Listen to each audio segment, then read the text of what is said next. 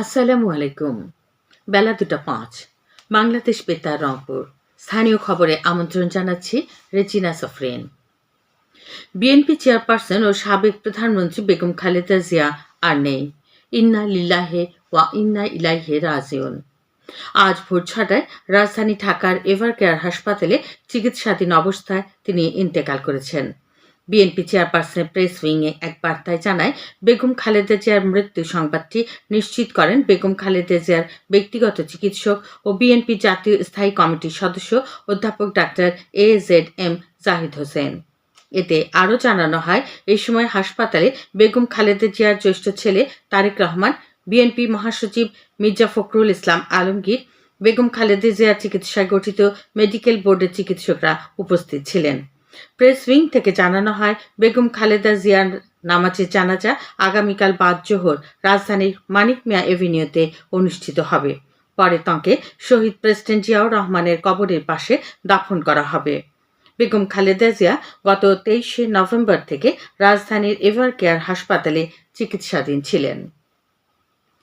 এদিকে BNP chairperson ও সাবেক প্রধানমন্ত্রী বেগম খালেদা জিয়ার মৃত্যুতে রাষ্ট্রপতি মোহাম্মদ শাহাবুদ্দিন, প্রধান উপদেষ্টা প্রফেসর ডক্টর মোহাম্মদ ইউনূস সহ উপদেষ্টাবৃন্দ, বিভিন্ন দেশের রাষ্ট্রপ্রধানগণ এবং দেশের বিভিন্ন রাজনৈতিক দলের নেতৃবৃন্দ, বিভিন্ন সামাজিক, সাংস্কৃতিক ও পেশাজীবী সংগঠনের নেতৃবৃন্দ গভীর শোক প্রকাশ করেছেন।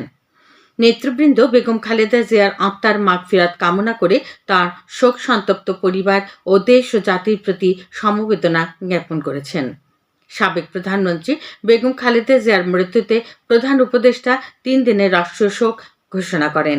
একই সঙ্গে তাঁর নামাজে জানাজার দিনে আগামীকাল সাধারণ ছুটিও ঘোষণা করেন।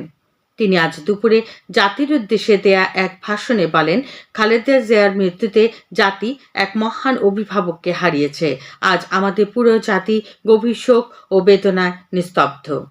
তিনি আরও বলেন, বেগম খালেদা জিয়া ছিলেন বাংলাদেশের রাজনীতিতে এক পরম মহিমান্বিত ব্যক্তিত্ব। গণতন্ত্র, বহুদলীয় রাজনৈতিক সংস্কৃতি এবং জনগণের অধিকার প্রতিষ্ঠার সংগ্রামে তাঁর অসামান্য ভূমিকা ইতিহাসে অম্লান হয়ে থাকবে। এছাড়া জাতীয়তাবাদী দল বিএনপি বেগম খালেদা জিয়ার মৃত্যুতে 7 দিন ব্যাপী শোক পালনের কর্মসূচি ঘোষণা করেছে। সাবেক প্রধানমন্ত্রী ও বিএনপি চেয়ারপারসন বেগম খালেদা জিয়ার মৃত্যুতে তাঁর প্রতি শ্রদ্ধা জানিয়ে বিশেষ নির্দেশনা জারি করেছে সরকার। আগামী 12 ফেব্রুয়ারি জাতীয় নির্বাচনের পাশাপাশি অনুষ্ঠিতব্য জুলাই সনদ সংক্রান্ত গণভোটের যাবতীয় সরকারি প্রচারণা বেগম খালেদা জিয়ার জানাজা ও দাফন প্রক্রিয়া সম্পন্ন না হওয়া পর্যন্ত স্থগিত থাকবে। আজ সকালে গণভোট বিষয়ে জনসচেতনতামূলক প্রচার কার্যক্রমের মুখ্য সমন্বয়ক ও প্রধান উপদেষ্টা বিশেষ সহকারী অধ্যাপক ডক্টর আলী রিয়াজ এই তথ্য নিশ্চিত করেছেন। আসন্ন ত্রয়োদশ জাতীয় সংসদ নির্বাচনে মনোনয়নপত্র দাখিলের পর তফসিল অনুযায়ী আজ থেকে মনোনয়নপত্র বাছাই শুরু হয়েছে। আগামী 4 জানুয়ারি পর্যন্ত মনোনয়নপত্র বাছাইয়ের কার্যক্রম চলবে। প্রার্থিতা প্রত্যাহারের শেষ তারিখ 20 জানুয়ারি। প্রতীক বরাদ্দ করা হবে 21 জানুয়ারি। আগামী 12 ফেব্রুয়ারি সকাল 7:30 থেকে বিকেল 4:30 পর্যন্ত বিরতিহীনভাবে ব্যালট পেপারের মাধ্যমে স্বচ্ছ ব্যালট বাক্সে ত্রয়োদশ জাতীয় সংসদ নির্বাচন ও গণভোটের ভোট গ্রহণ অনুষ্ঠিত হবে। গতকাল উৎসবমুখর পরিবেশে রংপুর অঞ্চলের 8 জেলার 33টি নির্বাচনী এলাকায় 278 জন প্রার্থী মনোনয়নপত্র দাখিল করেছেন। এর মধ্যে রংপুরে 56 জন প্রার্থী মনোনয়নপত্র দাখিল করেন। রংপুরে কনকনে শীত বিরাজ করছে। রংপুর আবহাওয়া অফিস জানিয়েছে, আজ সকাল 6টায় রংপুর বিভাগে সর্বনিম্ন তাপমাত্রা রেকর্ড করা হয়েছে দিনাজপুরে 11.8 ডিগ্রি সেলসিয়াস।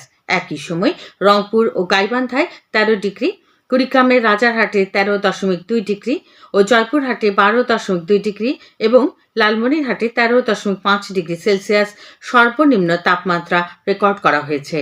এদিকে জয়পুরহাট জেলা ও এর আশপাশের এলাকায় গত কয়েকদিন থেকে উত্তরে কনকনে হিমেল হাওয়া ও ঘন কুয়াশায় শীতের তীব্রতা বৃদ্ধি পেয়েছে। গত 3 দিন থেকে এখানে সূর্যের মুখ দেখা না যাওয়ায় জনজীবন বিপর্যস্ত হয়ে পড়েছে। এদিকে কুড়িগ্রামের রৌমারী উপজেলায় চর শৈলমারী ইউনিয়নে হতদরিদ্র শীতার্ত মানুষের মাঝে কম্বল বিতরণ করা হয়েছে। উপজেলা নির্বাহী অফিসার আলাউদ্দিন গতকাল 100 জন শীতার্ত মানুষের মধ্যে একটি করে কম্বল বিতরণ করেন। দুর্যোগ ব্যবস্থাপনা অধিদপ্তরের তত্ত্বাবধানে ইউনিয়ন পরিষদগুলো এই বিতরণ কাজ বাস্তবায়ন করে। সবশেষে আবহাওয়া। আজ সন্ধ্যে 6টা পর্যন্ত পূর্বাভাসে বলা হয়েছে, দেশের নদী অববাহিকায় হালকা থেকে মাঝারি ধরনের কুয়াশার কারণে সকাল 9টা থেকে পরবর্তী 5 থেকে 6 ঘন্টার দৃষ্টিসীমা 500 মিটার অথবা আরও কম হতে পারে। এসব এলাকার নৌযানসমূহকে সাবধানে চলাচল করতে বলা হয়েছে, তবে কোনো সংকেত দেখাতে হবে না। খবর শেষ হলো। আমাদের পরবর্তী স্থানীয় খবর প্রচারিত হবে সন্ধ্যে 7টায়।